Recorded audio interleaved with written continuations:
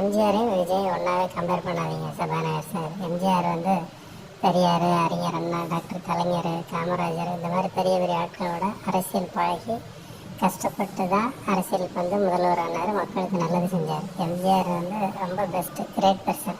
விஜய் அந்த அளவுக்குலாம் கிடையாது. விஜய்க்கு அந்த அளவுக்கு எந்த விஷயமான அரசியல் அறிவுபூர்வமான விஷயங்கள்லாம் எதுவுமே கிடையாது.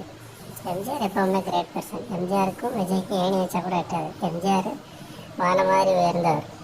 அதனால தயவு செஞ்சு இனிமேல் எந்த காரணத்தை கொண்டும் எம்ஜிஆரையும் விஜயையும் கம்பேர் பண்ணி பொது இடங்களில் பேசாதீங்க.